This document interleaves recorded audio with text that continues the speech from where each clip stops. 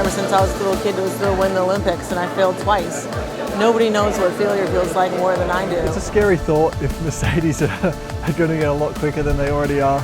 I mean, they were very dominant this year. It's going to be a special occasion for us as players and a special occasion for the whole country, just hosting this tournament. So it'll be interesting to see whether they go man on man or they back their own ruckman in. It's really hard to describe, and it's something that 3 years ago I thought I'd never get the opportunity to do. I came in an era that was very strong because Agassi and Sampras were still around. Hi Jess, hi everyone. Look, this is massive. It'll be almost the most watched sporting event ever in the history of the world. You're part of one special group for 2015 that won a championship. No one else can say, hey, we won a championship that year. I'm Saab Hassan. I've been working with horses for 28 years and I've been training at Flemington for 10. I always wanted to work with horses, I always wanted to train horses. I don't know why, it was just maybe meant to be. I think the difference with our sport is we just get on with it. We play it because we love it. The nature of sport is to ensure that there is fairness, and fairness includes fairness in judging. In Australia, where sport is religion and for many footballers are gods, this is the cathedral. But for a significant number of players, football is just what they do, not who they are. It's their faith that defines them, not football. People probably think we just play footy, a bunch of meatheads running around, but you know, everyone's got their own lives off the ground. When Chris Judd speaks, people listen. He chooses his moments. Unfortunately, the people who get hurt the most are the supporters.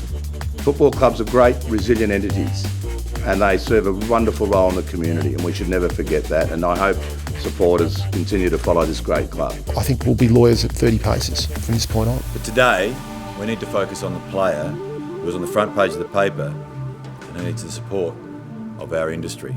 And so as we sit here right now, they are free to play in round one. In the 2001 Grand Final, we took in James Hird and Mark McCurry, two experienced players, but were underdone fitness-wise. And probably in hindsight, we shouldn't have played them, even though it was a Grand Final. I mean, there was actually 9 or 10 key forwards in the AFL, and he's in year 12. If you ever threw anybody to the Wolves, you actually threw him to the Wolves. Questions will emerge about why Australia gave Mr Warner that money, and they're important questions which the FFA needs to answer. I actually only had two friends, the Orange Boy and the Massage Girl, and David O'Keefe. The rest are bricks. Extremely grateful for having the opportunity to play for Australia in the limit overs form, and like I say, it's the perfect time to lead this great game. And then would come one of those great grand final moments replayed to this day. Both sides have got some weapons on the outside, but it's probably going to be the inside battle that's more important. So the collective name for a nerd is a Shat nerd.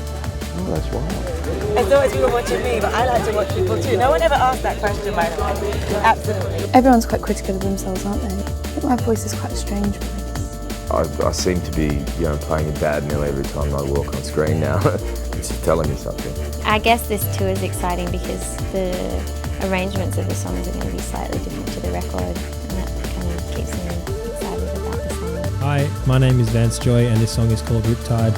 And I suppose it's an interesting mix of images and flavours and colours that I kind of had rolling around in my head.